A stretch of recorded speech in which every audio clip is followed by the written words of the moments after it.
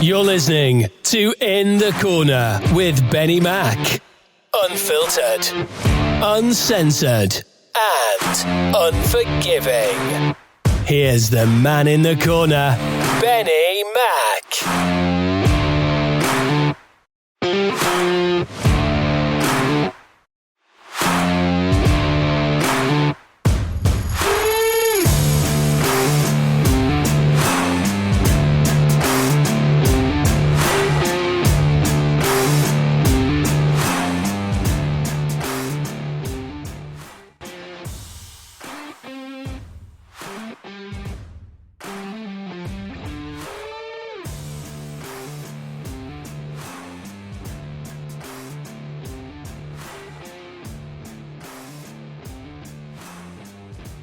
Hello and welcome to In the Corner. I am, of course, BenNny Mack. This is episode 58 of the show. We are almost a year old. We're getting this very, very slowly. Joining me from across the pond, as you can see, and for those who can't see, because you're listening to the podcast version on SJP World Media, Mr. Tyler has joined me once again for some more WWE and wrestling talk, mate. How are you, buddy?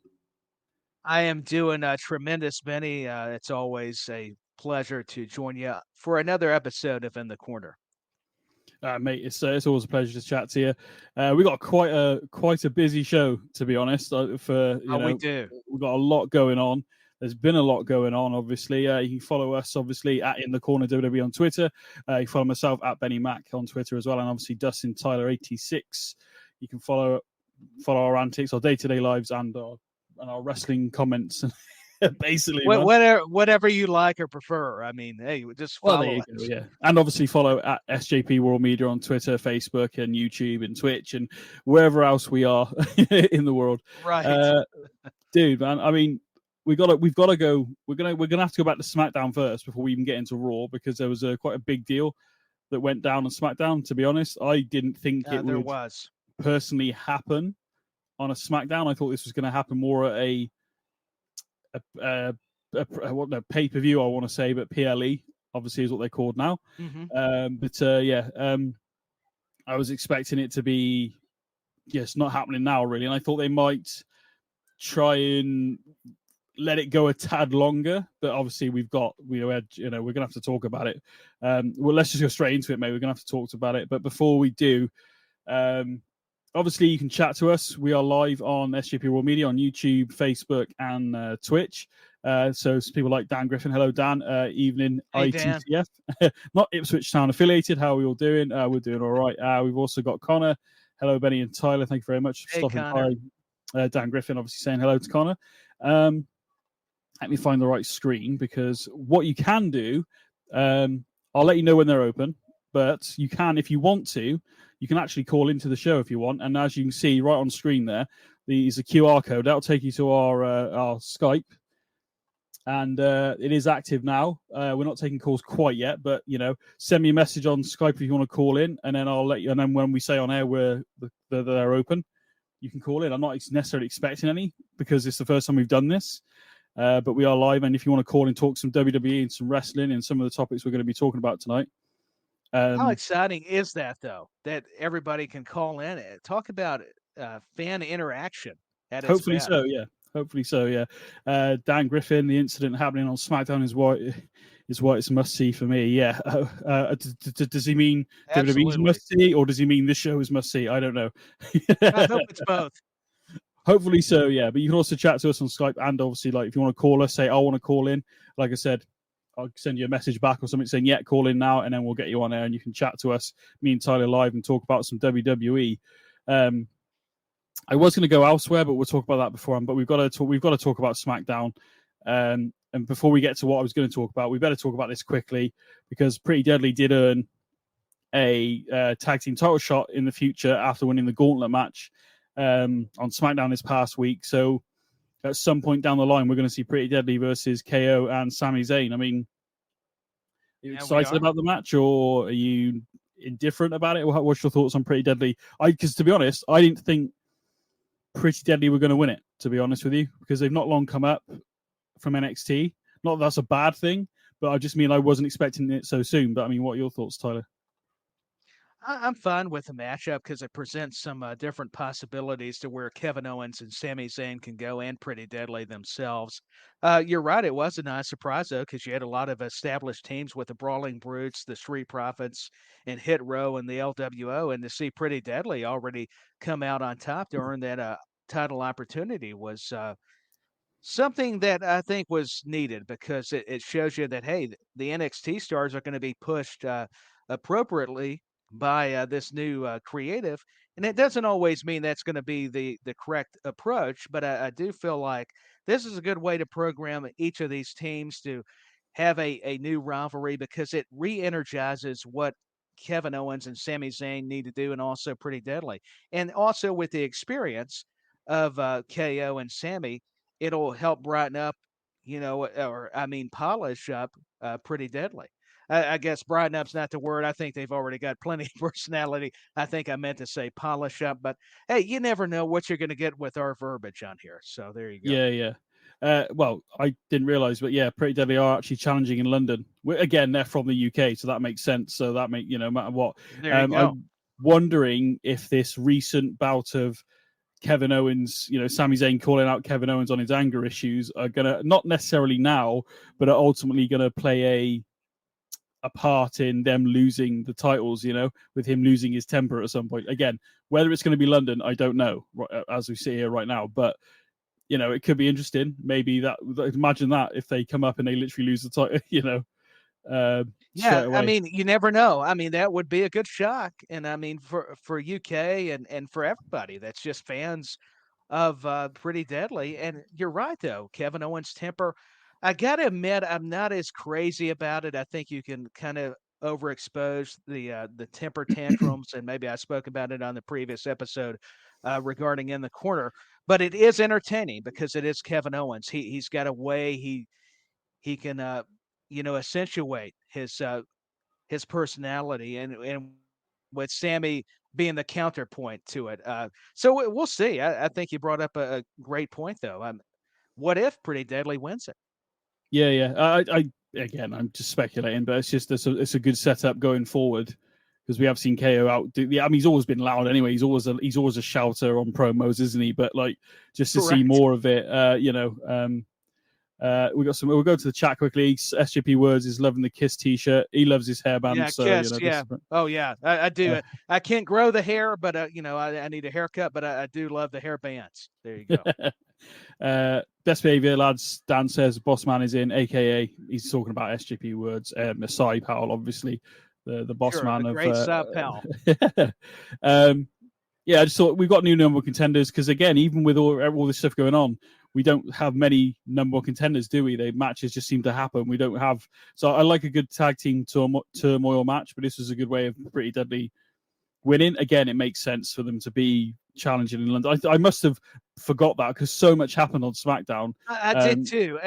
So that's why I love these comments because it helps jog my memory. I don't know why I didn't recall that they were actually going to be in London. Yeah. No, I completely forgot.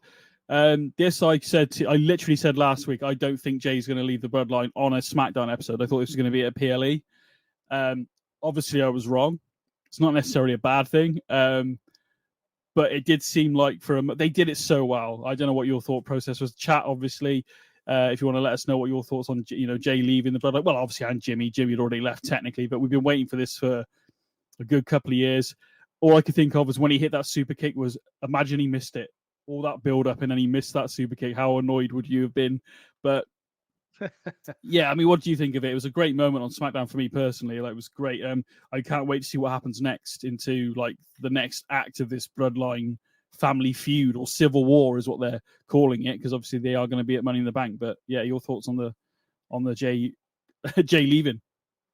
Yeah, I enjoyed it. To your point, Benny, I love the twist that was teased, where Roman was playing the brothers against each other, and then Jimmy came out because Jay was saying, "Yeah, you're the older brother. Everybody's loved what you've been able to do, but it's my time. I'm main event Jey Uso," and Roman was trying to, remind Jay of the accomplishments and that he would be next in line to preserve the family lineage. Yet it would be Jimmy if you're watching along, you're missing out on some video here. But yeah, Jey Uso then saying, "I'm out," and then super kicking Roman. I mean, that was quite a moment. I didn't think we would see it soon, much like you were saying prior to my response. But I got to tell you, this Bloodline storyline has been just must see. I've said that so many times. I know it's repetitive, but it's hard to describe the potential of it still going forward. Like you're mentioning the Civil War. I like the posters. It is just it's like a movie. I mean, it really is like theater. The way that the family dynamics are, every aspect to it. They're painting the picture with different colors, but it's all correlating and seeing how Roman's talking to both Jimmy and Jey. I mean, tell me, Benny, what's your thoughts of Roman? Just speaking of temper tantrums, I mean, natural reaction and the way he sold the super kick was just unbelievable. Yeah, and obviously then having the Usos team up essentially against him and hit that second super kick, it was amazing. No, it was. Sorry, I'm just reading some of the comments here. Sorry. Sai saying in the comments, the crowd from SmackDown went into Chain Wrestling Hall of Fame this week. Brilliant segment with the Bloodline, and they spent half inside. I think, it was a quiet crowd. Interesting. But also, I think some of that may have been, you would think the pop would have been bigger. I mean, the pop was quite loud. I mean, we could probably play it back in terms of the initial, if I can find the initial kick, we could probably play it back to a degree. I thought the crowd popped fairly well for it. I can't remember. Then it has been a good week since I. It's been some days removed since we've last got the chance to review SmackDown, but I felt like the crowd probably were just in shock that it took them a little bit maybe for the reaction to come as natural.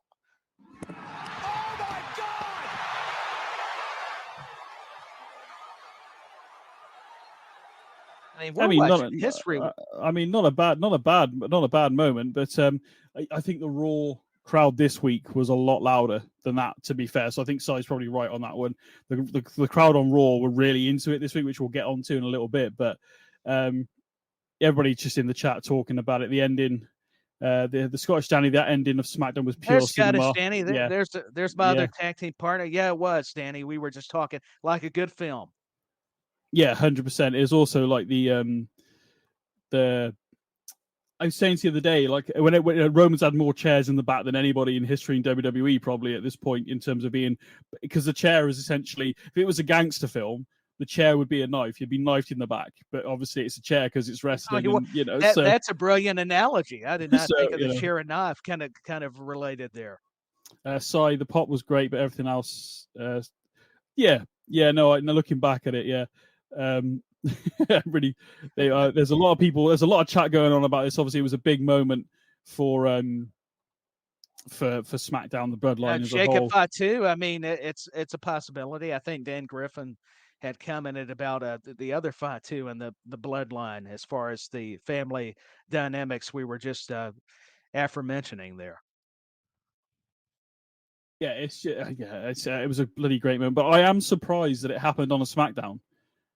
Genuinely, because I thought that we'd build a bit more, maybe money. I was thinking in my head we were going to see it finally, possibly. I thought SummerSlam was a bit too far away, so I honestly, in my head, thought that we were going to see this at Money in the Bank in some shape or fashion. I don't know. Obviously, the way they built it to this moment, obviously they kind of left their hands tied because they had to do something on that SmackDown. And how many more times can Jey put his head down and bow to the freaking tribal chief? So just cower to Roman all the time. Yeah, so how much longer can it go on for? So I think it was the right time, but I honestly thought, because I said it last week, didn't I? I genuinely said I don't think it's happening on SmackDown. No, you did. So hey, I was wrong. Who cares? It was a bloody great moment. It was. Hey, we're all going to be wrong a lot more of the times than we are right. Let's be honest here. Yeah, there you go. It was a freaking great moment. Interesting to see where this goes now. Obviously, there's several matches going. Is Jey going to be facing Roman for that championship? Do you think, Tyler? We're hearing a lot of speculation concerning that could be plausible. Seeing Jey Uso challenge Roman for the championship, possibly maybe even SummerSlam, maybe farther down the line. We know Money in the Bank's going to have the tag team match between Jimmy and Jay and their other brother Solo, and of course their cousin Roman. And I'm sure Paul Heyman's going to be flanking the tribal chief as the wise man, the special counsel. I mean, and watch out for Heyman. I did Yeah, like how it looked like he thought he was out of the bloodline, and he's like, "I love you, Roman." He, really sucking up to Roman. I mean, Paul Heyman. I know I say it. He's so brilliant. He is yes, just yeah, yeah. he's a master. Not only his expressions, his comments, just where he looks tough at times, and he'll cower, and you Yeah, yeah, yeah. he tries to get empathy. I know we could probably dedicate a whole podcast to Paul Heyman, but There you go. They are going to be teaming. It's going to be Usos versus Solo and Roman. I mean, how long does Solo stay with Roman? Are we going to see another year of the? Are we going to have other people? Is people in the chat are obviously mentioning the other Fatus to come in? Is it Jacob Fatu? Yeah. So possibly yes, coming. sir. So I mean, it'd be interesting to know where chat thinks this is going to go really going forward. But I'm interested to see the match. Does Sami Zayn sort of get back involved with the Usos? That could then lead to Kevin Owens losing his temper and them to, I thought you were done with this bloodline Drifting stuff. off. So there's so many ways. And again, as much as I like to sit here and go, yeah, I think this is going to happen, I have no idea what's going to happen with this. I think the match has potentially to be one of the best matches at Money in the Bank, though, 100%. And that's mainly because Roman's involved, and that's not taking anything away from anybody else. You can't discount Roman Reigns' value. I mean, no, you're so on point. I mean, as much as I want to cheer for the Usos and Solo's been tremendous as well, Roman Reigns is just, I keep saying it, he's on another level. He is on an island unto himself of relevancy or whatever you want to call it. It's Yeah. he has been the face of the brand. As much as I like the other people, I love Cody's return. It's been Roman Reigns since 2020. They tried to do it before. That did not work out as well, with all due respect to Roman Reigns. But this second time around has just been, it's hard to find too many flaws. I mean, I'm sure there are, but if you're nitpicking, but it's been riveting. Yes, yeah, and I can't wait. We all thought this was coming to an end at Rumble, at Elimination Chamber, at WrestleMania. We all thought this was coming to an end. I would say 100%. I think 90% of people were thinking WrestleMania, Cody's going to win, and this is over. We are. I mean, SummerSlam maybe, but at the moment we are very much waiting. I don't know. I think it's maybe SummerSlam. I'm just going to go to the chat before we move on to the next one. Where was it? I've lost it. I should have favorited. There it is. Dan Griffin in the chat. If I see Jacob at breakfast in the morning of Money in the Bank, like I did Solo at Clash, I'll give you the scoop. Are you going? Who's going in chat? Actually, who's going thanks, to Money in the Bank? I'd be interested to know who's going, if anybody. What's this? Either way, Scottish Danny will be watching the Council of Dan's meeting. I don't know. So Danny's involved. Okay. Okay. Hey, talking about compelling. What's going to happen there? Apparently, Fatu wrestled a few days ago, so there's talk about him being injured and stuff like that. But speaking of injuries, we'll move on. Before we move on to Raw, there's word flying around that is Randy Orton returning soon. We every now and again I peek my head and have a look on the internet and see what I can find. But you found some stuff today, didn't you? Or you heard that on several outlets are reporting that apparently Randy Orton is on his way back. So, I mean, I'm excited. Every time Matt Riddle gets beaten up, I'm waiting for him to be, that music to hit, basically. So, I mean, what are your thoughts? Oh, sure. I'd be excited if I heard the music as well, and we got an opportunity to see more RKOs and get to see Randy Orton, a future Hall of Famer. I'm hearing from publications like Zero News, also WrestleBuddy, and many others that, contrary to popular belief, not saying there wasn't truth to the speculation that Randy Orton was not indeed going to reemerge and be back in the WWE on a full-time basis. That's yet to be determined. In other words, it is believed that, according to their sources, that Randy Orton looks to be back with the company. So that gives us at least hope. And I'm hoping, speaking of that word, that that comes to fruition with Randy Orton, because, like you said, he is just he's a once in a lifetime talent. Do you think it's let's say this is all true, and all these outlets are saying that he is back, and what they're saying is true? Is it Money in the Bank, or do you think this is more like a SummerSlam return for him because of the stature of, nothing against Money in the Bank in London at all? It'd be amazing for the people in UK, definitely. But do you think it's more likely to be a SummerSlam return or a Money in the Bank? Is it imminent, or do we think maybe a bit longer in SummerSlam? Well, I'm glad you touched upon that, Benny. They do want to have him possibly show up at Money in the Bank, but I've also heard there's been eternal talks, according to the rumor now. We don't know, naturally, but that it could be held off to SummerSlam, maybe even longer. But that's been at least some of the discussion that's been reported. Now, not knocking any of these publications, I'm actually associated with one of them, so that would be stupid of me to knock them just out of respect.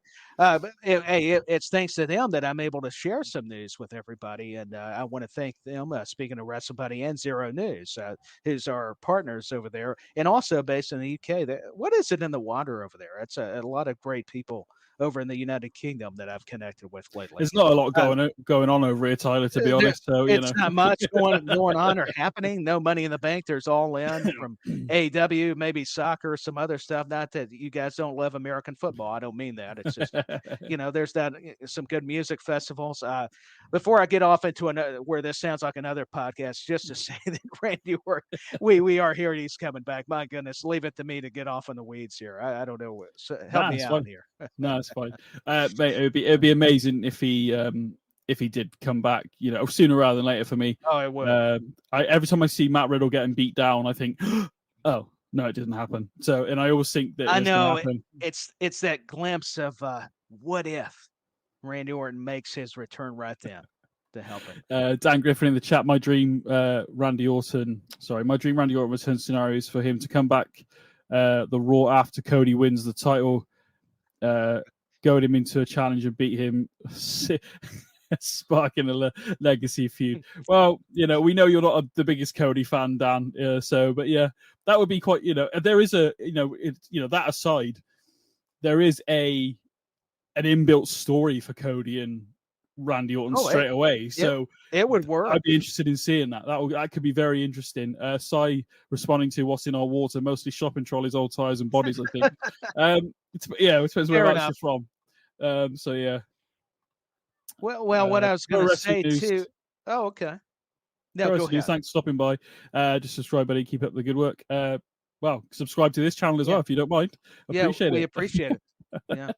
Don't forget the cocaine in the Thames that shows up in the fish. Well, wait a minute. So the fish are on drugs? I didn't realize it. Well, that would explain why their eyes are open all the time, to be fair. Yeah, it would. No, to be fair, it's not from any brownies that somebody dropped in a lake or something. Dan Griffin, that scenario would keep Cody red hot and is better than chasing. Obviously the baby face is always meant to be chasing the title ultimately, so yeah, it makes perfect sense. But yeah, certainly. There's a great inbuilt story with Randy and Cody, as we have talked about on the show before. Yeah, but there's a lot of background. It's what you both are saying, and I think it's logical. Now, whether everybody wants to see it, I think a lot of people would, though. Even if they at first they're critical, eventually, if you've got enough of a meaningful storyline and the match as a result delivers, then. And especially between those two, I think I've got a lot of confidence in what they're able to pull off. Yeah, 100%. Let's just check the chat quickly before we move on. People in London, it's not so much Charlie, it stays in the use. Yeah, okay. This is a different conversation. We're getting off on a tangent. Yeah, it's kind of like me with another show. What's going on here? Benny's like, okay, before we get out of control, let's please talk some other wrestling. We'll move on. Let's talk about the women's Money in the Bank ladder match. Trish Stratus did qualify. Actually, thanks to Becky Lynch getting involved with some stuff on the outside. So the field now looks like this: Becky Lynch versus Zoe Stark versus Zelina Vega versus Bayley versus Io Sky, and obviously Trish Stratus has made it into the Money in the Bank in London as well. So, I mean, she has. That's not a bad field, to be honest, for No, Sorry, it's this is a not. wrestling show. I'm Sorry. I'm actually making notes. Forgive me. I actually took notes and didn't print them this time, so forgive me if you hear flipping pages. No, I was no actually problem. trying to find. I mean, less participants in the men's, but there's the story with Becky, Zoe, and Trish. There's a story with Bailey and Io Sky involved with damage control. And Zelina Vega is the only one in there that, she's going to fight, obviously, but isn't really involved with any of them. Not really. She's had a bit of running with damage control on SmackDown, but not to the level that this Bailey Io Sky thing, I think, could flip in this and literally snap in this match if they. Yeah, it could happen right then in London. No, I'm with you. I think that they're already been building the tension and going back maybe a couple of months prior to even them starting to tease. It's really been something to watch. I have a feeling Trish is going to take this one. Hey, Dan Griffin calling the shot there, saying Trish, yeah, maybe with. Although the way she reacted to Zoe Stark, she was like, "Oh no, it could be you." So could there be tension with them already? I don't think so.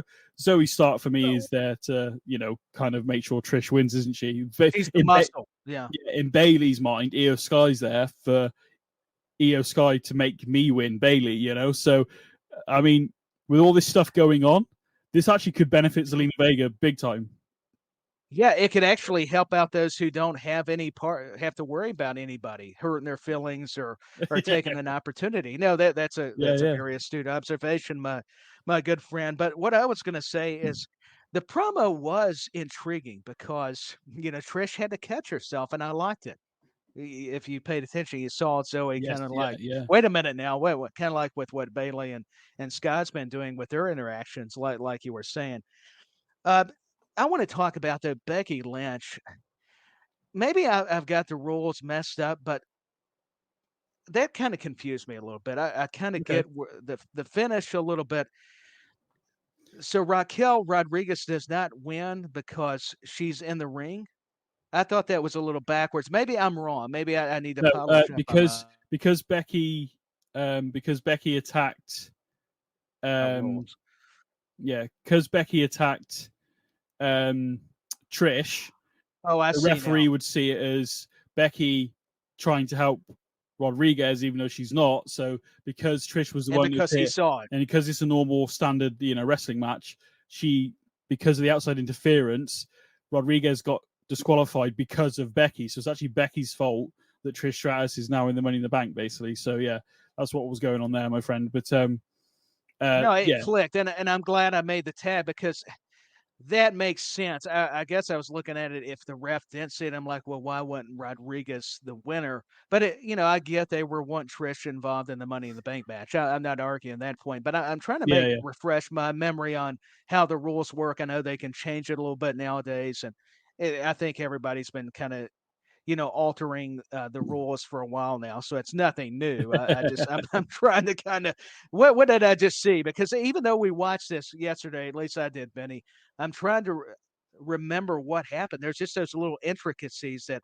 I'm glad maybe you catch on to that I don't, get a chance to always observe. We got more in the chat here. Dan Griffin saying in the chat, Bailey and Io have been gold, by the way. But do you know what? I agree, actually. They've been a bit under the radar, but I actually quite like the fact that Io Sky's like, nah, I'm winning this, or no, I'm not having your BS, basically. It's really good. Apparently, we are a real wrestling show, according to Sai. This is a real wrestling show, Dan, not like the pretend one on Mondays. Hey, nothing wrong with chain wrestling. There's nothing wrong with chain wrestling. We're big fans. You and Lord Max do a fantastic job, Si. And I'm not just saying that to suck up to you, but even if I was, great job. No, seriously, you guys do tremendous. BenNny, speaking of, like what Dan and Si were talking about, or at least Dan's comment, basing it off this with the interaction between Bailey and Io Sky, and like what you were discussing. Bailey was making matches for damage control, and specifically now with Dakota Kai on the shelf, with regards to Io Sky. Wasn't it Io Sky that turned around on SmackDown? Was it this week's edition where she accepted a challenge for a match on behalf of Bailey? For Bailey to take on, who was it? Who was her opponent? Now you're asking. Gosh, now bad timing. I should have researched it better. It's on me, not you. But it's funny how you'll picture these segments or get fragments of them, and they start clicking, and it's like, okay, I should have prepped a little better. But anyways, it's for this week on SmackDown, I believe. I can't remember who she said yes to be not honest. Shotzi, is it? Yes, it is Shotzi, and she's putting it is. her. Okay. That's it. You're correct. Guess. She is putting her Money in the Bank spot up, and Io Sky. So I think Bayley was like, "No, why would I give that up?" And then literally was like, "Yeah, no, I am not doing that." And then basically, Io Sky said, "Yeah, you will, yeah," because Bayley's been doing that to both Dakota and Io for a while now, where they would get challenged, and they're like, no. Then Bayley's like, yeah, they'll kick your ass, basically. So it's nice to see. Yeah, there you go. Dan Griffin confirmed it for us. Bayley versus Shotzi for Bayley's Money in the Bank. Yeah. Yeah, and I like to your guys' point. We'll move on, but it has been intriguing what's been occurring between the two Damage Control members. Is that Io Sky's finally kind of getting some redemption in a kind of a comical way, even with Bayley, because she used to always answer for him, and she's finally going, "Hey, wait a minute, it's my turn." yeah, it's really good. I am enjoying it more now. It has been a rough ride with Damage Control. But it is, I think, weirdly, and I like Dakota Kai. I actually rate Dakota Kai, but with her not being there, Io Sky's had to step up and be more verbal and stuff, I guess. So actually, we're seeing more of that personality, come out of her, and the interactions between her and Bayley have been really good. So again, I'm looking forward to Dakota Kai coming back, but it has been interesting to see what those two can do together. And also, I'll put it to the chat and yourself now. Is Bayley going to be in London? Obviously, actually in the match, I mean, or is she going to lose it to Shotzi? Chat and Tyler, what do you think? Well, nothing against Shotzi. I hope Bayley's still in it. I just think due to the storyline unless you have a circumstance where Bayley can cost Io Sky, because I think if you're going to build this tension, I don't know if you really pull the trigger at Money in the Bank, but at least it may be another part of that story. I'm not sure. Yeah, please comment and help us out, because this is very, very good dialogue. I think it's good to kind of go into these storylines. Yeah, Bayley. So Dan is thinking Bayley's going to be in it. She will win the match.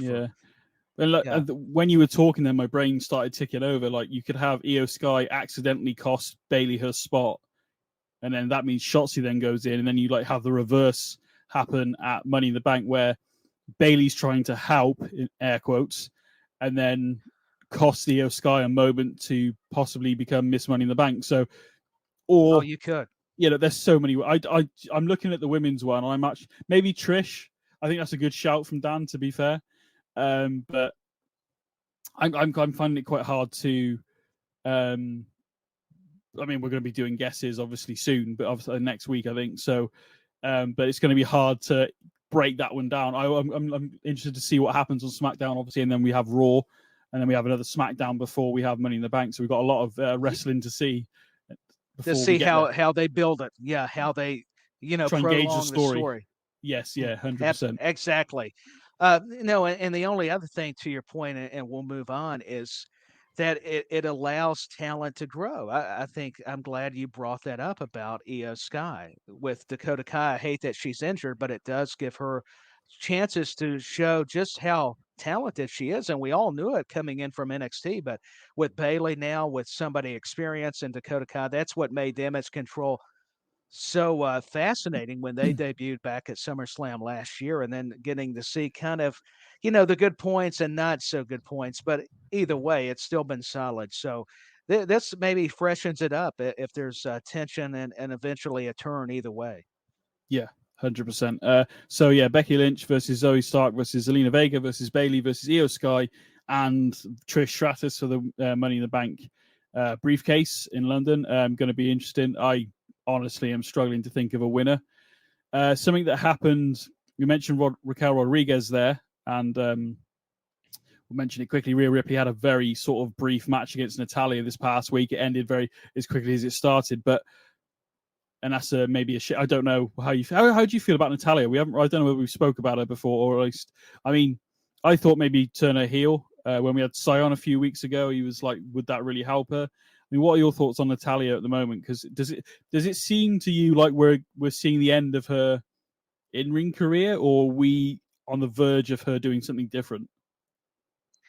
I hate to speculate that it would be the end of her in-ring career, but it makes you wonder.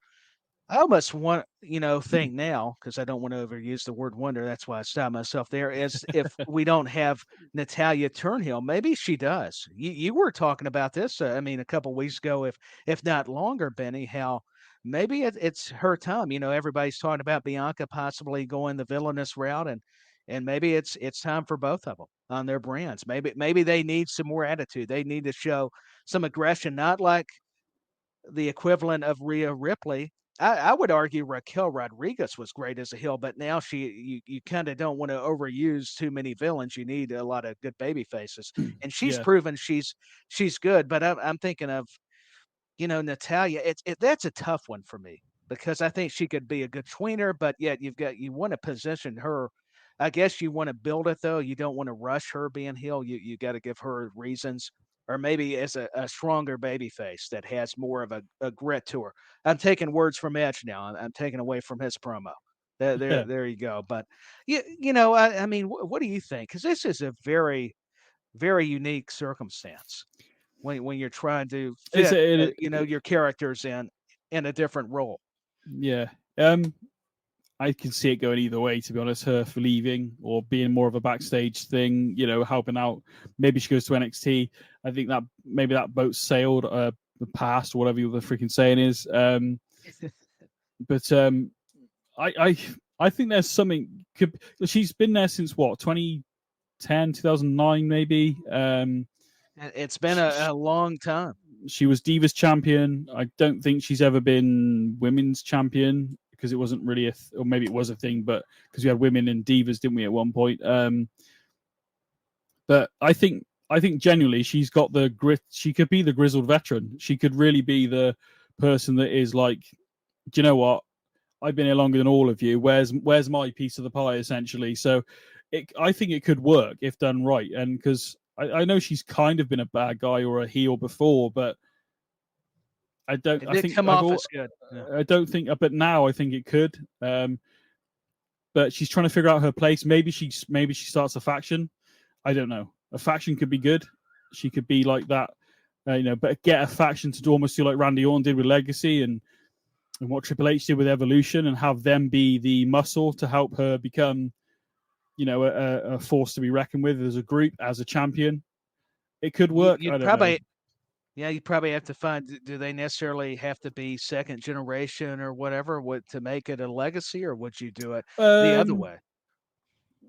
Maybe, you've got Rock's daughter down in NXT. Well, good point. You've got her down there.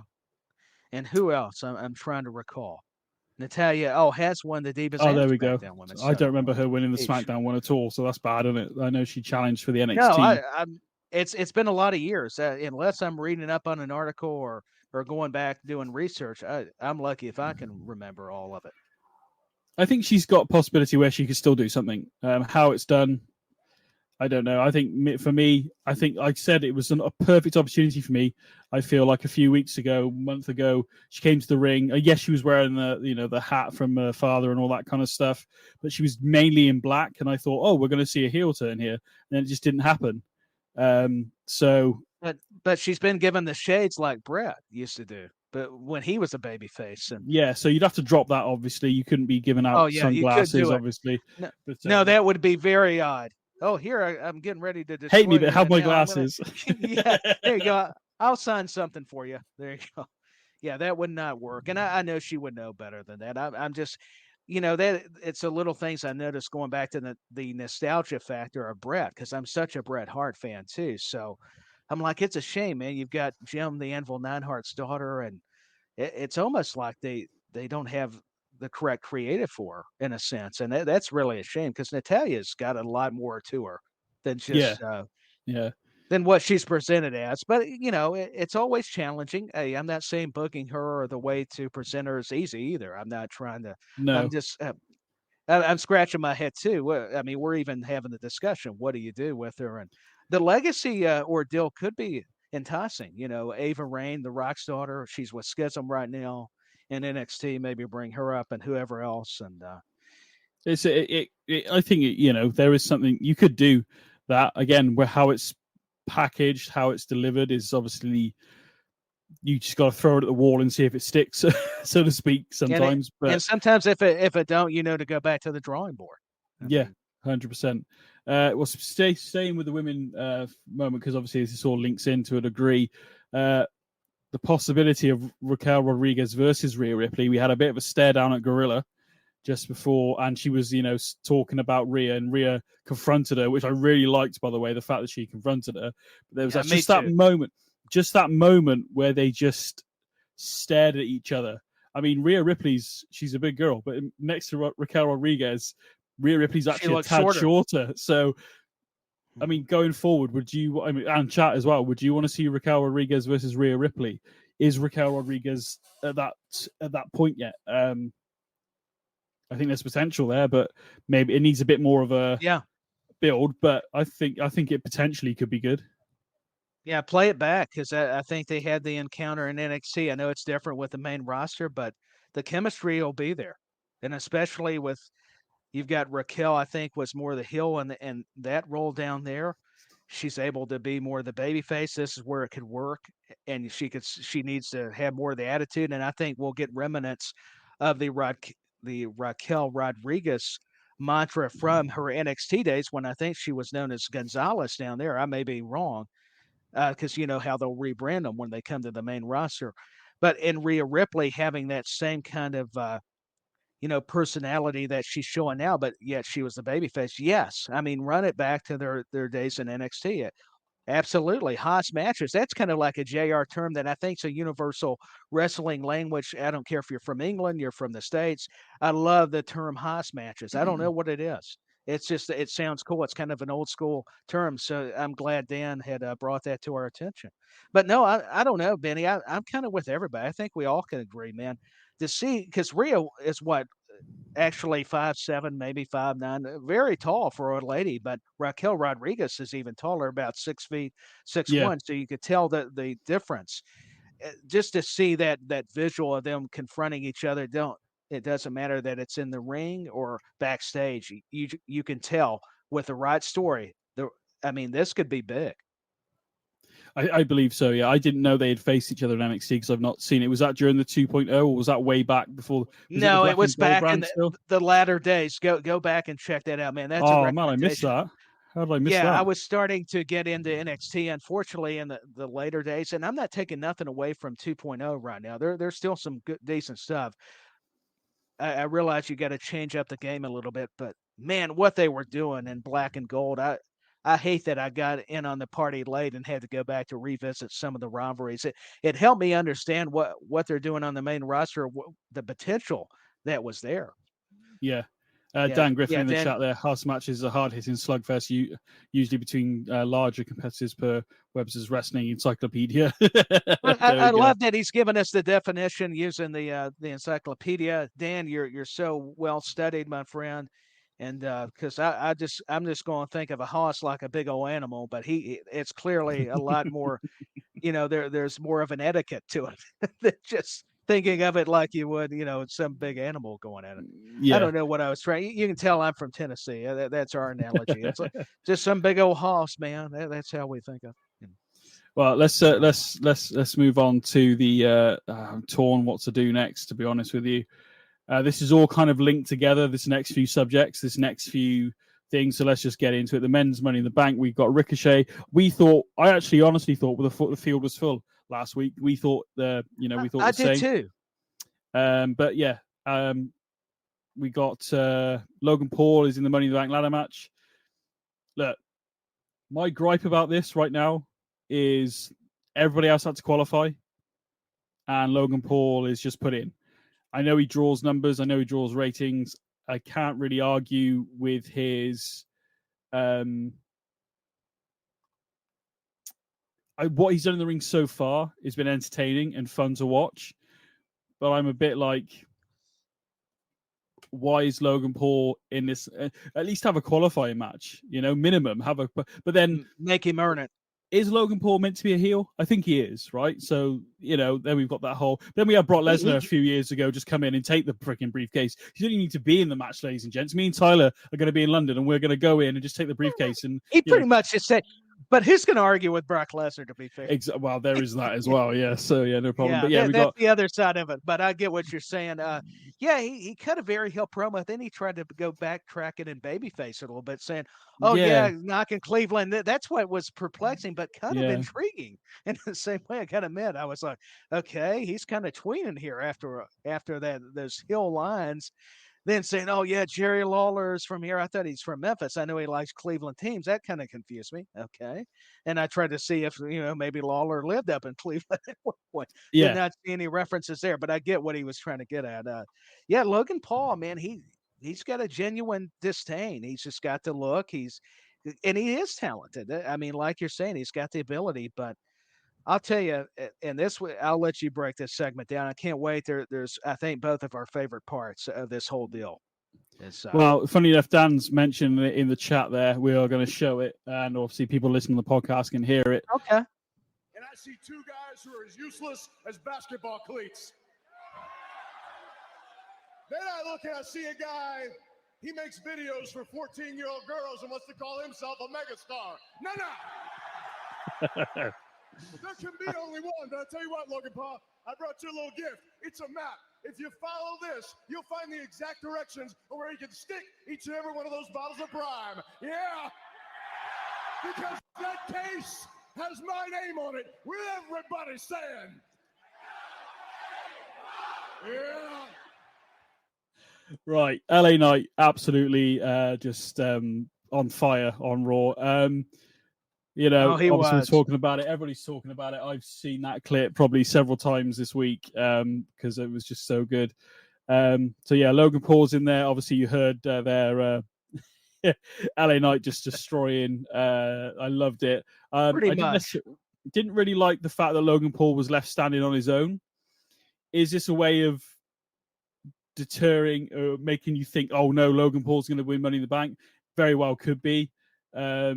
Dan Griffin, LA Knight, it was a great it was a great segment. So we've got, obviously we'll do our predictions next week. Logan Paul, let's go to this first. We've covered a lot there. Obviously the Money in the Bank ladder match is going to be in London, obviously. Ricochet, LA Knight, Shinsuke Nakamura, Santos Escobar, Butch, Damian Priest, Logan Paul. Obviously Logan Paul's in it. I mean, first off, thoughts on Logan Paul entering Money in the Bank, Tyler? I don't have a problem, but you brought up a good point, Benny, and that he probably should have had a qualifying match. But I guess I'm trying to understand their logic behind it, meaning WWE, it's a way just he's effective, not only on the mic and in the ring. And I did understand more why Ricochet came out. Not only was he a part of the Money in the Bank match on the men's side, at least, but they did have that big moment at Royal Rumble, so that was cool, and they had that kind of back and forth a little bit. That's my only kind of way of trying to piece it together, is why maybe he was just maybe a surprise element that factored in. I'm still a little confused myself, especially with the promo. We've discussed it, but going back to LA Knight, I mean, the guy verbally just. It takes a lot. Yeah, I agree with you, Si. Yeah, with LA Knight, that big catchphrase, or saying at least. But I'll tell you the way, because Logan Paul can talk, and it's impressive that with that promo, LA Knight didn't even have to go lengthy just to decimate him with the Prime bottles, talking about, oh, your videos are only good for 14-year-old girls. I mean, he's tired of, LA Knight, that's what I respect. He challenges even a great heel or tweener or babyface due to his knowledge of being kind of brought up in an old school way, even though he didn't come around till later, because Paul Bearer actually managed him. I had to go back and research it before he made it, to this level. He had Mr. Bearer. And I mean, he learned from a lot of the greats. So LA Knight, it's no surprise or shock that he's over and that the crowd is loving him, because he's getting an opportunity to be a large extension of his personality. And that's why we're really admiring what he's doing right now. And that promo wins a lot of people over, because for those people who don't like Logan Paul. I mean, right away, he's getting favor because he's able to go out there and prove he can joust with a Yeah. Logan Paul. And a lot of these good talkers says a lot. It speaks volumes. Like I said, he's been good in the ring. The matches he's done, I've actually, at first I was like, for goodness sake, but actually, there aren't many celebrities, outsiders, I'll use that word instead, come in and done wrestling and done it well, and as much as it pains me to say it, and I don't drink Prime, I'm not putting money in his pocket, but I kind of am because I'm paying for the network. I'm not saying he's the main reason I'm tuning into the network, but I'm interested to see what he can do in the Money in the Bank ladder match. I'm not going to lie. As He's annoyed able as I to am, create anticipation. Yeah. yes, as annoyed as I am that he is doing what it's just been added for some random reason. But I tell you what, though, people will be into it, I think. And obviously, us UK fans, we're nuts anyway when it comes to wrestling because it doesn't come here very often. You saw Clash of the Castle. And I'm happy for y'all. I know Clash of the Castle and now getting Money in the Bank. I think there does need to be more international events, even though Puerto Rico is considered a part of North America and the United States specifically. It still was wonderful to see with the history that y'all have, whether it's Puerto Rico, it's the UK, it's, Germany. I'm just using these as illustrations. Australia's been in discussions, India. I think it's great because it shows you the international flavor of WWE and the impact a lot of wrestling promotions, not just WWE, has. And just like with music, with movies, with television series, sports, there's just a large following, and people crave this kind of entertainment that's got a sports-based presentation, and that's what I love. I'm so ecstatic for you all. I can't express how much it means to me to see the reactions and to know that you guys do deserve it, and you're getting another premium live event and a pay-per-view with AEW because there's a large fan base over that way as well. Yes, yeah, 100%. Here's a good one. Here's a question for you in the chat. I'm not going to lie. I am torn. Obviously, we'll do our predictions next week, but I am torn between Damian Priest and LA Knight winning the Money in the Bank ladder match. But we'll answer that next week as best as we can. But the question I'm going to ask you and the chat is: LA Knight, future world champion. I mean, the where he's come from now. Where he's come from in the last 6 months, there's been videos online today of him debuting as LA Knight. Problem with that is when he came to the main roster, he was an LA Knight. He didn't continue on with the character. He was with that stupid bloody model agency, which was stupid. And everybody was just chanting LA Knight and wanted it. So when he started coming out as LA Knight, it was a slow build. There was a bit of a response there, but it wasn't as loud. Now, again, was this week's Raw... I don't want to say an isolated incident, but the crowd were really into it. So when he came out, despite the fact he's a Smackdown guy, and that's a different subject again, where I know they're there to promote a match, but he could have done this on Logan Paul. I suppose Logan Paul was there on Raw, so it's maybe not. But Logan Paul could have appeared anywhere. But either way, to sell this match, you do need these guys to come together at some point to kind of sell that match for the upcoming pay-per-view. But let's forget about the brand stuff for a moment, as much as that annoys both of us. Gotcha. It does. But to see LA Knight on Raw was really cool. The crowd response was amazing. The pop was amazing. We obviously just heard what he said to Logan Paul and stuff. But yeah, for me, I mean, I'm going to let you answer the question first, and maybe the chat as well. Is LA Knight a future world champion? Do you see it happening in the next 12 months? Without question. I think not that you always need a championship, but I think LA Knight is deserving. You said Damian Priest. That's why it does make it hard in this Money in the Bank. Used to I would say LA Knight, but I got to give it credit to another teammate of mine at WrestleBuddy. He did bring up a very astute opinion for those, including ourselves, that maybe desire LA Knight to be one of our favorite choices. And it may have been for him. I don't want to speak for him, but he did point this out. So I got to give him credit that maybe LA Knight doesn't need to win because they're already building him. And maybe he doesn't need Money in the Bank. I mean, I always love to look at the different perspectives. That's what we're doing as well on your great program, Benny. But I do think, regardless whether he wins Money in the Bank or not, LA Knight is going to be a champion. I don't care whether it's United States champion, Intercontinental champion. I don't think you got to give him a world title right away, because I'm all for building up, no matter how over they Yeah. are. Yeah. Them to a point in their career, their trajectories where it makes sense. But yeah, I'd love to hear what the chat has to say. I do agree and concur that LA Knight, yeah, I can't do it as cool as him. I get it, but future world champion. So Yeah, that 100%, answers. man. Yeah. And another even without meaning to. Yeah. Anyway, go to the Yeah. chat quickly. Sai, if Logan Paul wins, I will vomit. He'll throw up. You throw some prime bottles at him or something. Dan Griffin, LA Knight is definitely world champion material. There you go. Dan Griffin agrees in the chat there. Dan Thanks, Griffin man. also, Logan Paul will put out some spectacle, but I hope to whatever deity may be out there that he doesn't win. I find that, I don't. I'm going to say with 95% conviction that Logan Paul's not winning Money in the Bank. And I hope that I am right, because I mean, again, we'll talk about it more in depth next week, so I don't want to give away but I am torn. I'm a big LA Knight fan, and I was annoyed when he came up and he wasn't LA Knight, and I hate that, because why? It's almost like WWE have a thing in their head where they go, "Oh, our main fans or our regular or our family fans, whatever you want to, however they break down the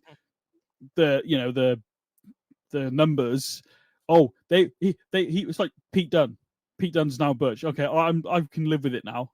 Same with Walter into Gunther. Over time, it's all right, fair enough. And I actually prefer the name Gunther now over Walter, even though I was annoyed as hell when it first happened. But LA Knight, it's almost like the equivalent of, I mean, it's easy to say because hindsight's 2020, but it's the equivalent of like Steve Austin being the ringmaster. And actually, imagine if he was Steve Austin first and then he was the ringmaster. I'd be like, no, but he's Steve Austin. And LA Knight's made a name for himself. Again, I didn't see it. I hadn't seen, Sai actually was the one who pointed it out to me, but because I hadn't seen much of impact. But he's kind of been that LA Knight. Obviously, yes, it was a different name, but that character, that persona, even though the name changed, he's always been LA Knight, if that makes any sense. And it makes a lot of sense. I think some people have meant this negatively. But a lot of people online I see are saying that LA Knight, so Stone Cold and The Rock equals LA Knight. So they're saying that he's very similar to Steve Austin and The Rock in terms of he's almost like merged the two together in the way he delivers promos. I don't necessarily see that as a bad thing, as long as he's not like a carbon copy.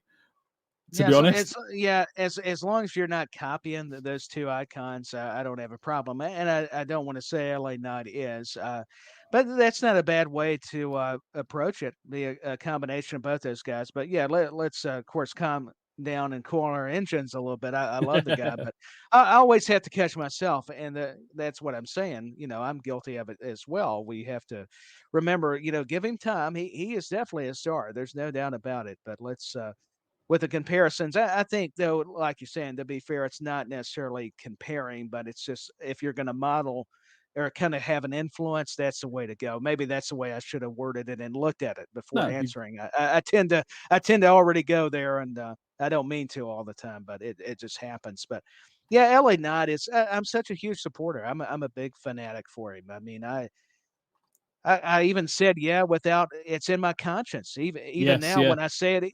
Even in a sentence, it's like, wait a minute. It's the equivalent. It's the equivalent of "Are you ready?" Or is it RVD? That's the bottom. Those sayings. Yeah, and that's the bottom line because Stone Cold says so. Stone Cold said so. There you go. So it smell makes what sense. The Rock is cooking. There we go. So LA Knight, is once he became LA Knight, I was like, right, here we go. It seemed to take a bit longer. I think we've talked about it previously on other episodes, but the pitch black match didn't really help either participant. Yeah, I don't think the pitch black match really helped either superstar in that environment. But there we go. But now that he's away from it, like I said to you, I'm torn because there's opportunity here for me. Again, we'll talk about it more next week. We'll move on, but there's opportunity here for Damian Priest to win it, because of what's going on with Judgment Day, Finn Balor, and Raw. So, another group that's got some tension that's still to be played out. Yeah, we'll talk more. Yeah, We'll definitely talk more about the stuff. But yeah, the men's Money in the Bank ladder match: Ricochet versus LA Knight versus Shinsuke Nakamura versus Santos Escobar, Butch, Damian Priest, and now Logan Paul. I want to say like prime time, but it feels wrong because of the. Yeah. Anyway, moving on. Yeah, because it's going to be over in London. Yeah, so it'll be daytime for us. It'll be nice that you guys get to watch it at the time you normally do, and it's our turn to watch it and get used to watching it earlier over here. All right. Well, as I said earlier at the top of the show, obviously, we have got that Skype call at the bottom. If you want to call in, you can do that. Hey, please call in. If you want to get involved. Obviously, it's the first time we're actually advertising it, so I'm not expecting it. If you do want to call in and chat to us and anything we've talked about, we'll talk about it with you for a few minutes and then we'll, move on. But give us a call on Skype. You can do that now. Scan that QR code and you'll find myself, BenNny Mack, and it'll say we are live on SJP World Media, and you can call in and we chat to me and Tyler about some current WWE. Before we move on to one of the bigger things that happened on Raw, I've got to ask this question. And somebody, I thought this was a really good question, actually, to be honest. Is Dominic Mysterio the reason for the heat on the Judgment Day? Now, I've got my own opinion on this, but, I mean, what are your thoughts on that sort of, that kind of question? And chat as well, ladies and gents.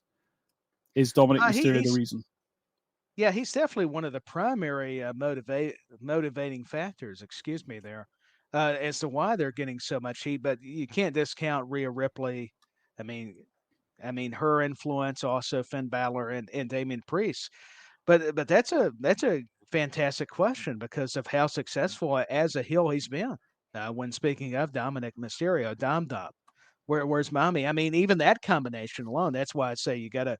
So many of the members, I think, have a different kind of heat too. So you have to kind of evaluate it, possibly, differently if that makes any sense. So I don't know. That's I would say most of the time an emphatic yes, but then I would be taken away from like Rhea, Damian, and Finn, what they can do. But like I say, it all varies. But Rhea gets not necessarily so much this time on Raw, but Rhea has been getting those smatterings of cheers as well. So, True. but again, I think people don't like it when Damian speak. They sort of boo him.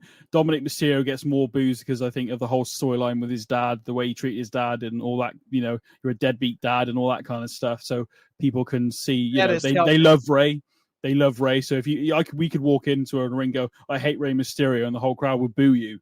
If you really want to get booed, go into a ring and say, I hate Eddie Guerrero. You will get absolutely lynched. So that fans would probably be waiting. It may go back to the territory days if you said something like that. I mean, it would not be pretty.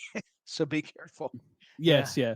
So, I'm not saying I loved Eddie Guerrero. I miss that dude being in the ring. But what I'm saying is if you do it in a certain way, because people love Rey Mysterio and, obviously he's a Hall of Famer now, but that was kind of never in question. But because people like Ray, they are immediately going to boo Dominic. So every time he tries to speak now, I mean, he's even doing it. I've picked up on this week more, but when he comes to pick the mic up to his face and he doesn't even go, he waits and they just start booing him. So again, it could be, I'm not saying he doesn't get booed elsewhere, but the crowd this week on Raw were really into it.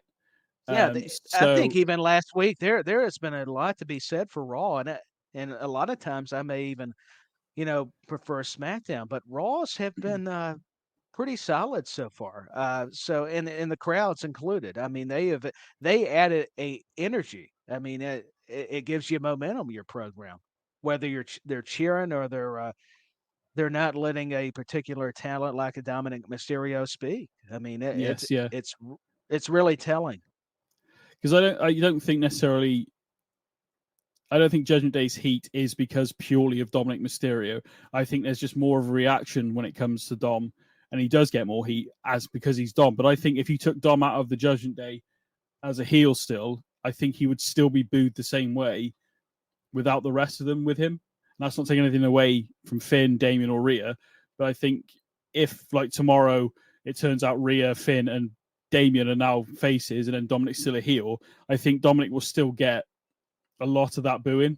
But then also people hate him because he hides behind Rhea a lot as well. So maybe 60% of it is because of Dom. I'm not really sure.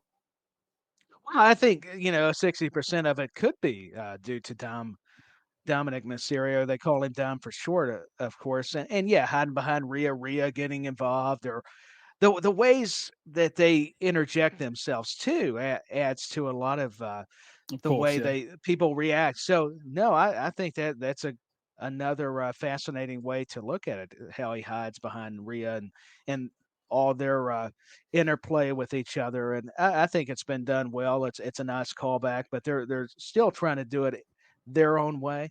But people are going to make the comparisons yet again to when China and Eddie Guerrero, since we touched on Eddie. And gosh, every time you mention Eddie Guerrero, I'm like, man, some of the people that you don't realize that have gone that you miss. Every time you mention a name, see a clip, a highlight, or a match, or a promo, some kind of segment, it was just thankful for the memories. But man, it is just so tough knowing that they're not with us anymore. Yeah, 100%. Just moving into the chat quickly before we recap the rest of Raw. Dom is such a little shit. He draws a good chunk of Judgment Day's heat. The other portion comes from jealousy of Finn and spilling Balor's abs. 100% Well, there, Dan. yeah, That's what we're I'm looking jealous of those abs too. I must admit, Finn is all these. Most of these people have to stay. Well, all of them, not most, have to stay in impeccable physical condition. And at. man, Finn's abs are. I must say, I, I wish I had those. 100%. Main event was Cody Rhodes, Kevin Owens, and Sami Zayn taking on the Judgment Day in Finn, Damian Priest, and Dom. Again, the crowd were really into this. I liked the fact that Judgment Day have actually grown as a group and they've got better and better over time. Obviously, with the whole Bloodline stuff, obviously you don't know where that's going to lead going down the line, but it's building up another sort of dominant faction in the background. They are very popular on Raw. You know that I'm not, when I hear their music, I'm not thinking, oh my God, someone's going to beat up. I think, oh great, how are they going to cheat to win this week and how are they going to beat someone down? I'm not saying they don't beat. What way can they be different?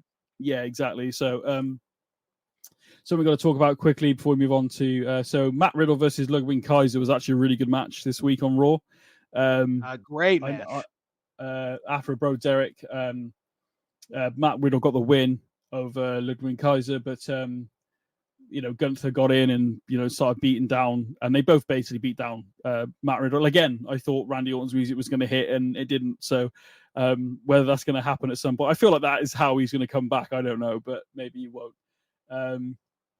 It might. Wouldn't that be something? And again, maybe the confrontation with Imperium. I'll take Orton against Kaiser or Gunther or Eichner when he gets back on TV, or RK Bro reunite with the Apex Predator and the original Bro Matt Riddle to take on Imperium. Either way, sign me up. I'm ready. I wonder if, because I don't remember during the draft that he got drafted anywhere, Randy. So is he technically going to be classed as a free agent when he comes back? And maybe he can still go take on Roman, maybe. Quite possibly. Yeah. That was the one rumor. You really liked the Riddle Kaiser match, didn't you? You told me off air that you actually really enjoyed it. Yeah, I think they both showed how they were technical, and I give a lot of the credit to the commentators, with Corey Graves mentioning that. And but also I liked how, he reminds us that you don't want to be in a striking match with Riddle, because no matter what you think of his persona, and I'm not have been the biggest fan of the way he's been presented, but Riddle's got that mixed martial arts background. He could take you down. He can throw hands, but he's also very scientific, going back to the technical aspect. But so is Kaiser, and Kaiser, they're both just phenomenal athletes. And I don't know what it was, but a lot of the transitions, and I can't recall exactly, but there's one spot in the match where Riddle was coming off the ropes, and Kaiser, I think, flipped it into some sort of slam. But even spots like that, it was impressive. I have a lot of good positivity toward any time I see Imperium get involved or Riddle. Riddle just ceases to amaze me. He's been gone away, but these guys still keep up with it. Not only in shape, but ring shape. That can vary from your cardio and what you're doing as far as weights or whatever your workout regimen entails. So I'm just Yeah, I'm with you. I think that was a good match. Maybe great's going overboard, but I think my expectations were pretty steady for it. It was good. Maybe I did get excited, but hey, I'll stand behind it. I messed up and did. I probably got overly like it was great, but it was good. I hope that Riddle gets an IC title match against Gunther, because I think that, regardless of the outcome, could be a hard hitting. Like you said, Riddle hits hard. When you get those chops from Gunther as well, Oh, he does. that as a match could be absolutely just that working horse title. Intercontinental Championship is always classed as the working class. What did Dan say workhorse. with yeah, and forgive me for interrupting, but Dan put it, BenNy, that with like what we could see from Ripley and Raquel, we could get the big Haas feel from Yes, yeah, 100%. from Riddle and Gunther. Even though Gunther is taller too, Riddle's still not a short guy. He's probably at least 6'1" or something. I mean, he just looks smaller than somebody that's got 3 inches on him or something. But it would still, it'll work though, because those guys will be physical. It'll be definitely engaging. I'll borrow a word you used before, engaging. That's a proper way to term it, Yeah, because it'll draw your interest. Yeah. just wondering how long we have to wait until maybe it'll be a SummerSlam match, because it's not been announced for Money in the Bank. I think the rivalry is just beginning. So by the time we get to SummerSlam, I think Riddle could be competing for that championship, whether it's at SummerSlam or whether it's a Raw. I would like to see that at a PLE, aka SummerSlam. So that'd be it would work, because especially given it time, like you're saying. Let's see it at Ford Field in Detroit. Let's have Riddle amazing. challenge Gunther. Yeah, for the IC title.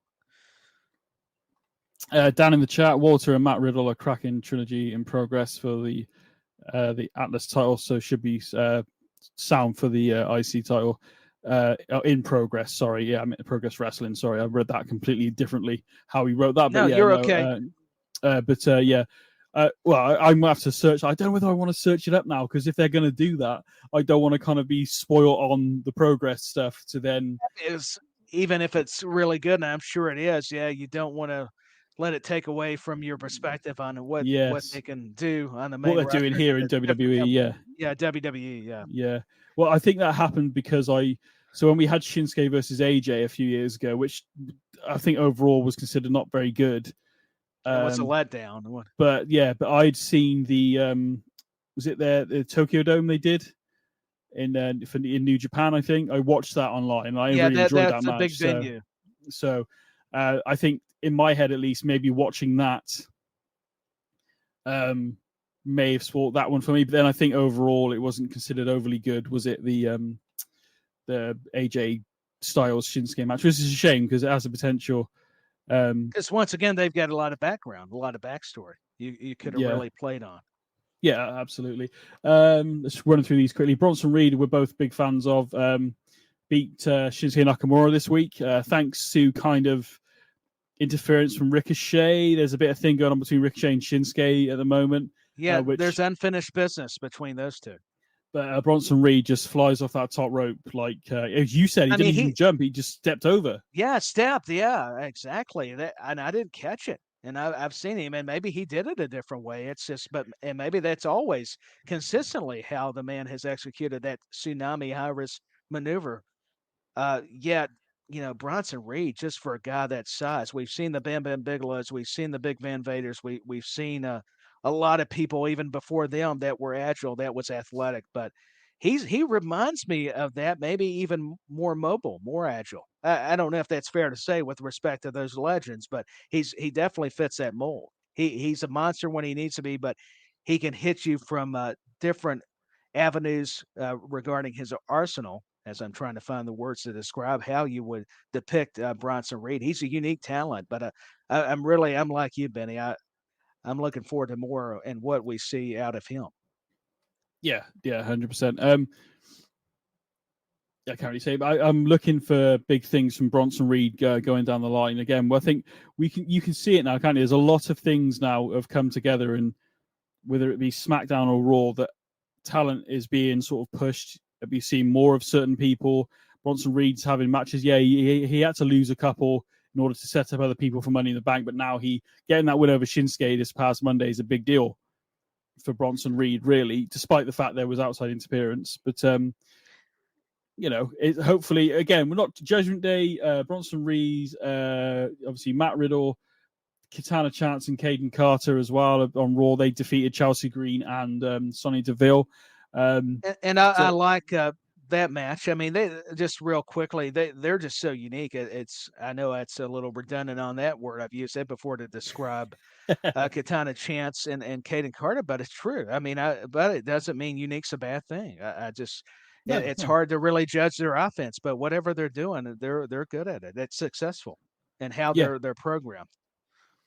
Viking Raiders defeated Alpha Academy. Actually, there was a distraction outside. They got I also get her name, Maxine Dupree. Is it Maxine? Yeah, Maxine Dupree. Yeah. I guess it's still Maxine Dupree. I'm liking the little skits between them at the moment, teaching her how to wrestle with Master, Coach Gable and all that kind of stuff. Everybody needs a good coach. Yeah, absolutely. Viking Raiders, I think, very long overdue for a win. So, despite the fact there was a bit of distraction going on, but they got a win. So again, it's nice to see. Or they might lose one or two, then they'll win. It's not like a constant defeating every week. So hopefully that's good momentum for them to then lead on. Correct. Moving forward, hopefully. I think that's it. Oh no, it isn't it. How could I forget this? Tommaso Ciampa returned this past week on Raw. Took on Punch Miz in the face, which Miz is having a tough time of it at the moment. To be honest, he's getting his ass whipped every week. He's getting a rough. He's had some rough treatment as of late. Yeah, absolutely. Yeah, absolutely. But yeah, Tommaso Ciampa coming back. Obviously, rumors. I thought this maybe about a month ago. We haven't really seen Johnny Gargano much lately, or even Candice LeRae, or even any of the indie. Remind me. Hartwell. Yeah, Hartwell and Dexter Loomis and stuff. They were kind of doing backstage stuff, and then they had a couple of matches and I haven't really seen much of them. So does this? But now Tommaso Ciampa's back. Are we going to see DIY again? Would you want to see DIY again, Tyler? I enjoyed their work in NXT back in the day. Didn't see the Tommaso Ciampa turn. Done correctly. I hope it's. You couldn't probably do it exactly like you could have in NXT. Maybe you could or can. But I would still be intrigued to see a reunion. I mean, even if they tried and they go, hey, look, listen, let's just break them off again because I'd like to see Ciampa and Gargano have some good singles runs, but the having those two joined again could do a lot. I mean, as far as a tag team kind of perspective, but also the singles aspect, like I was mentioning before. So that's another tough one to kind of dissect. I'd have to really put more thought into it. But I think the potential is definitely there. That's a no-brainer. Yeah. I'm wondering what happens with these tag team bouts now, because we've got them, obviously, they're still the undisputed tag team champions. They're still technically, they're not really calling them Raw and Smackdown tag team champions anymore. They're just calling them undisputed. We've got a World Heavyweight Championship. We've got a World Women's Championship. Do we have World Tag Team bouts like we had back in the day? How does this play out? Do we maybe we end up with a triple threat tag team match or something like that? I don't know how it's gonna pan out. I think when new bouts get introduced, either at some point Sammy and KO say they're still champions, undisputed tag team champions, they are gonna have to stay either on Raw or SmackDown. Or so say they say on SmackDown, and then they would have to then create tag team bouts to be, because technically they're the undisputed tag team champions. So in theory, based on Asuka's WWE Women's Championship, it does actually say undisputed on it, which is a bit weird. But it is. But they could have the undisputed tag team titles on SmackDown, and change the bout design, and then we have the world tag team bouts, like we had back in 03 was it? So I just wondered how that was going to pan out, really, because at the moment they've done it with the women's and the men's, but they haven't touched the tag bouts yet. Haven't done it with the tag team titles. Yeah, so I'm wondering how that was going to pan out. I mean, any thoughts? You got any? It's hard to even fathom how they would even do that. Right, it's very complex. No, you're correct. I'm not really sure. I'm like you. We could have a segment that's pertaining to this brand split, and this would make a lot of sense going forward. But I mean, we still, have the conversation now. I don't know what you do. I think it makes sense for them to change the title designs due to what, like you were saying, they were having done with Roman Reigns and then Seth Rollins with their titles, and now both the women's Yeah. champions with Ripley and Asuka. I mean, it's going to depend what happens. Whoever retains. I think Sammy and KO deserve it. If you're going to do it, why not go ahead and? I mean, I guess I'm just trying to look at it from more of a common sense kind of standpoint as I'm because it's really hard for me to even think. Normally it takes me more time. I wish I could go off the cuff, but this is really good because I'm having to exercise. What kind of options would I go here? I mean, seriously, Yeah. It's hard to know where do they lose that. I don't know. We'll find out. I guess I would assume at some point we would have separate tag team championships, but then again, I know we're advertising Money in the Bank and stuff like that, and it's a co-branded pay-per-view, so.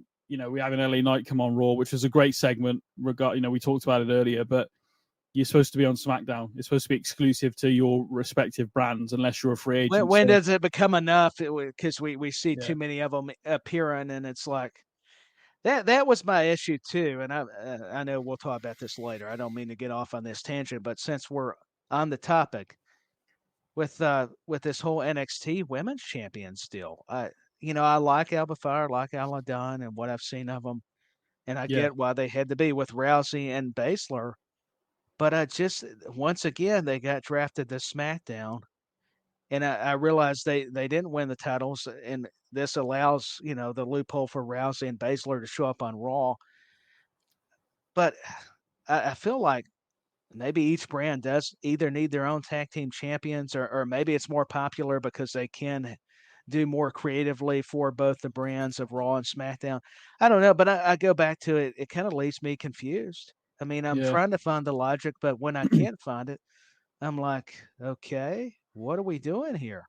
And I'm not even trying to say that to be sarcastic or like I'm a genius. I'm just, even as a viewer, as a fan, I'm like, let me try to follow. Yeah. No, I was just going to say, I think maybe with the men's as well, maybe it's harder to have separate tag team champions on the respective brands because maybe there's not as much depth especially in the women's division, in the tag division. There's not much depth to there.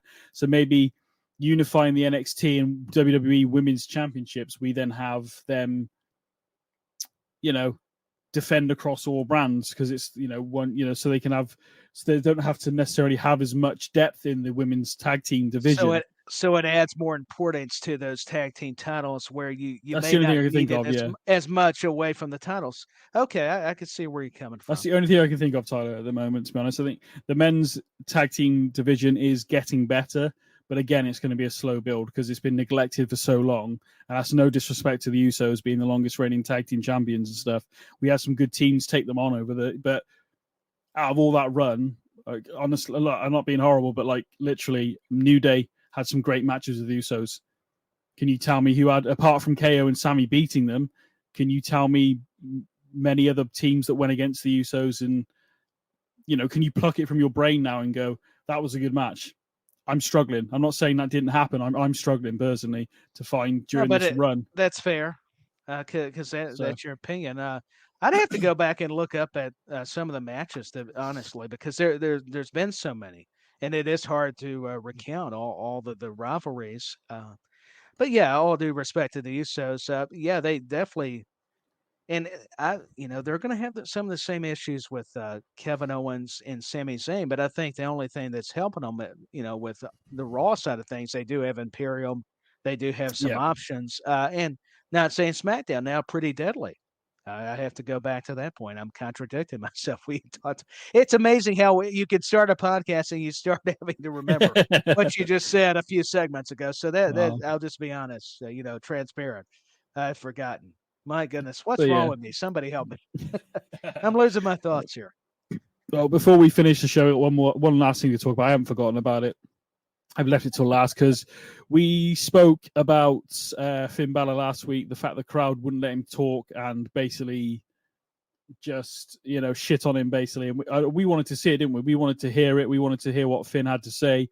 But Finn Balor this week absolutely I think this was needed, Tyler. We said off air. But I think this was 100% needed Finn Balor needed to do this to Seth, I think, to gain any momentum after what happened last week.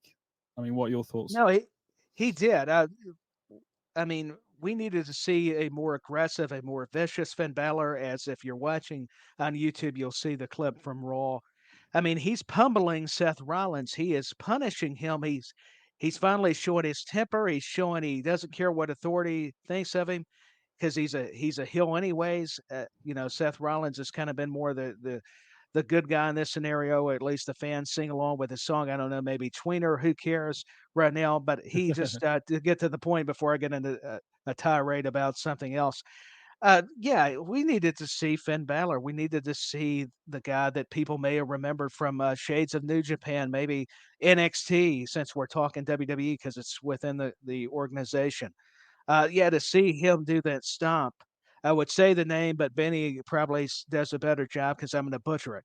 What Finn is the Balor name of it? obviously attacking Seth Rollins in the coup de grace. He just kept hitting him, there you hitting go. him, hitting him with it, which was absolutely amazing.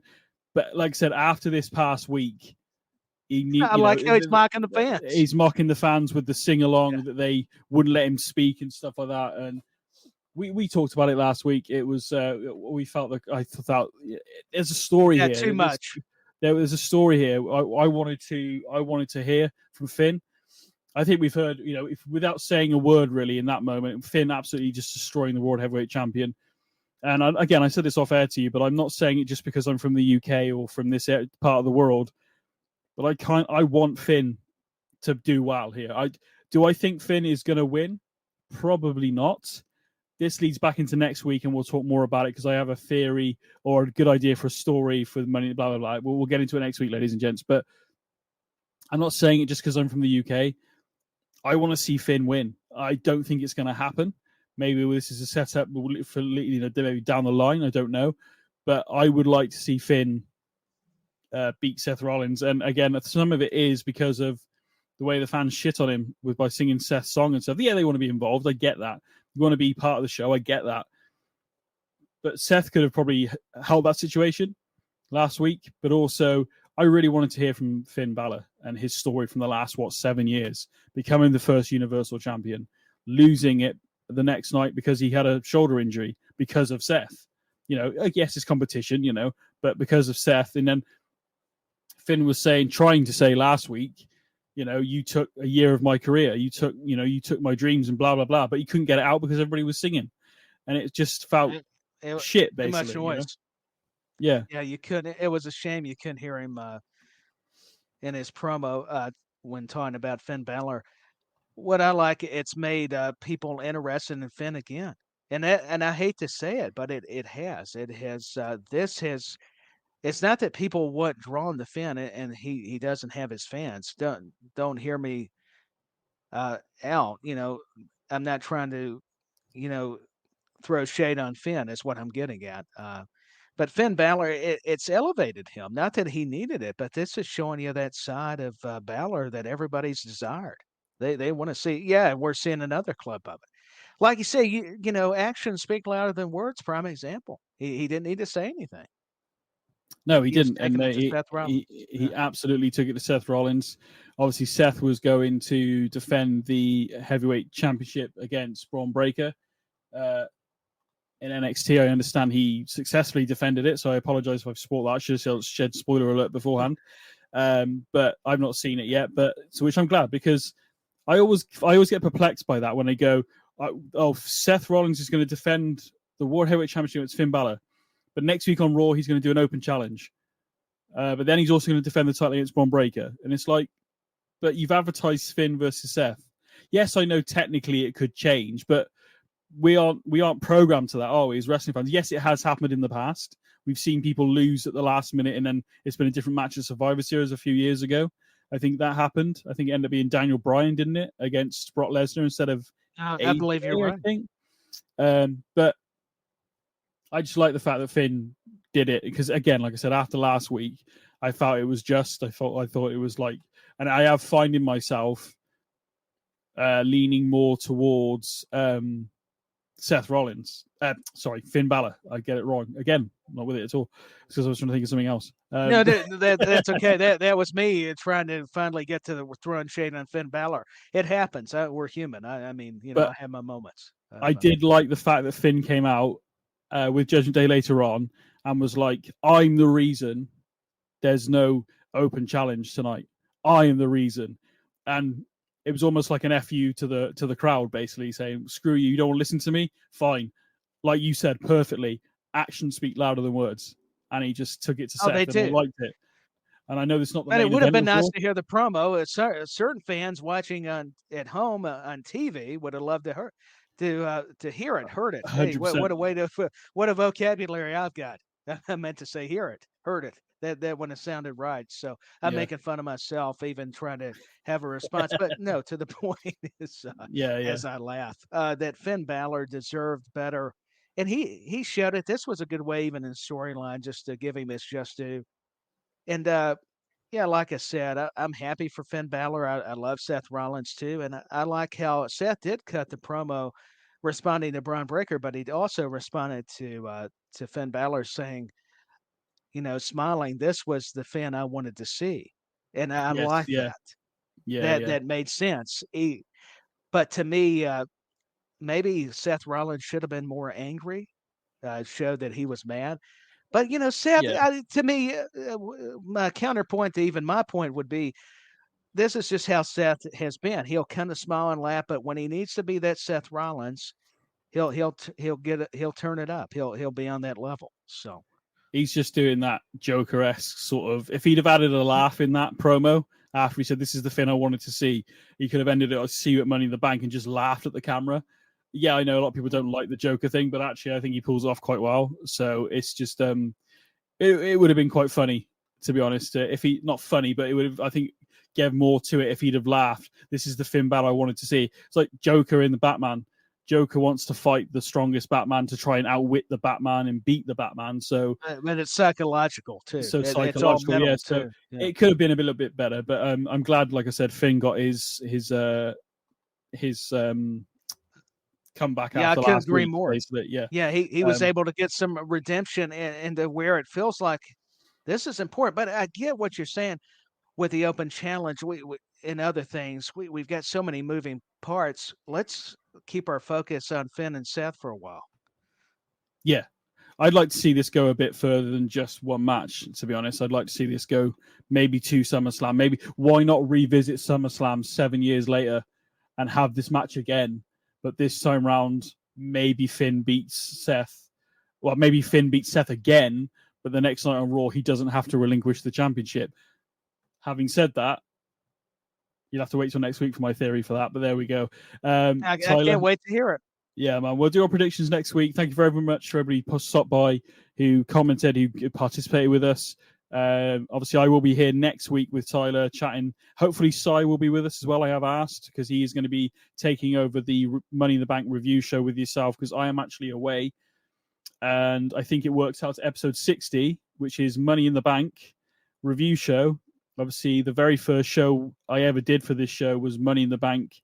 I believe it was the review of Money in the Bank a year ago. So, but I won't be here for my own year anniversary, basically. But I know, but you deserve a vacation.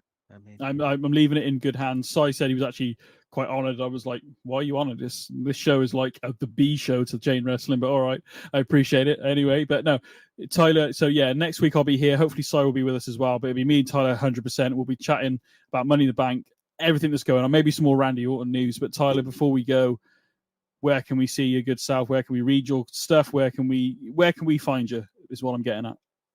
Yeah, sure. You can find me at Dustin Tyler 86 on Twitter. You can also read articles that I've been able to do for WrestleBuddy.com. Also, check out the weekly report, not only on YouTube. You can read the weekly report on WrestleBuddy.com, and also got a show that gets released weekly called Around the Table Wrestling Scoops, and also another show that I need to remember the title, and I'll have that one back to you. So, my goodness, I'm really going to get fired after this. But anyways, I digress. It's just some, and of course, in the corner, my goodness, I can't forget about BenNny Mack, SJP World Media, and back when with Danny, Scottish Danny, and just so much fun. There's just a lot. It's bad. It's a good problem to have, but it's also bad trying to remember everything. And then that's what's happening. I'm like, Yeah, I'm man. having such a good time that I'm trying to remember everybody. And I know I'm going to get flack even in a teasing way. Hey, you didn't mention me. You didn't remember. Listen, Well, I tried. we tried, yeah. I mean, we'll talk about it next week, but I will say quickly, mate, it has genuinely been a pleasure to work with you since we met. It was for Extreme Rules. It was back when Bray. Yeah. That was the first time. Yeah, it was. Yeah, and then we first started chatting on there, and we chatted beforehand and then after, and we got on fairly well. I think pretty well for somebody who'd never spoke to each other before. And then from then on, it's just grown into I would like to say a friendship from across the pond. I can't quite reach you. I can't fist bump you or anything. But yeah, I know it's a little difficult. We'll do it to the camera. That's all we can do. There you go. We can do on the camera. But it's been a friendship. I think so too.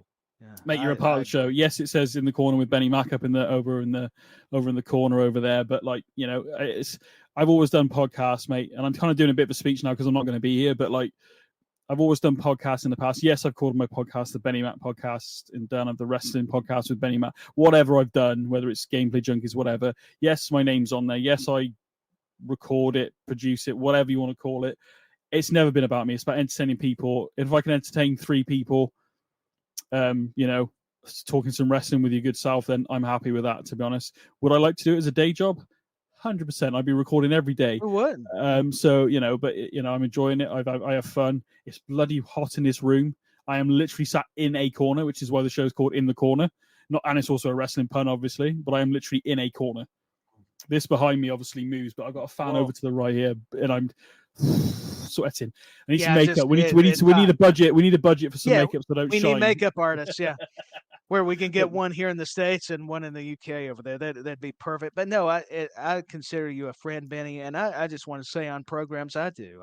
I'm glad you mentioned it. It's a team effort, man. Just because I may host a show doesn't make it about me. It's a team. Of course. I'm glad. It's about WrestleBuddy too. It's about SJP World Media. It's about what Side Josh and so many of the people that I have got to connect with, and the ones that I haven't. I apologize. You're just as important as we are, or anybody. And BenNy, hey, don't sell yourself short. You're very talented, but I do appreciate the kind words and that's always what I strive to be. Sure, we need to be confident of ourselves, but we also need to respect and realize the hard work behind the scenes, the other people that are putting just as much the work ethic in as we are. And so I appreciate you. I want you to know that you're a friend, man, for sure. I appreciate it. Down in the chat, I appreciate that, Tyler, 100%. ITC is the Soccer Saturday. Chain Wrestling is Soccer AM. I don't know which is better. I think Soccer. I also like Soccer Saturday, probably because I can watch it. So, what's that in wrestling terms, Dan? Are we like the? Yeah, help me out. Yeah. Is Chain Wrestling like the Monday Night Raw, and we are like the main event on all the superstars? Is that what's going on there? Or the old challenge shows? Yeah, the All American Wrestling Show, or whatever it was called. We're size scouting podcasts. He's like, here you go, here. So. But no, with all due respect, I think BenNy, you're in good company. I'm talking about me. You guys are probably more the Gorilla and Bobby or Vince, and you're looking at, who's this Tyler? I don't know about that. But yeah. Anyway, enough of this. Enough of that. Anyway, appreciate everybody listening, watching, wherever you are. We appreciate it. Hope you have a good day or evening or whatever you're doing. You can follow myself at BenNy Mack on Twitter at BenNyMack. Follow the show at In the Corner WWE. You can obviously follow the network at SJP World Media. And Tyler, mate, one more show with me, then you got a week without me. So we've got Money in the Bank vacations.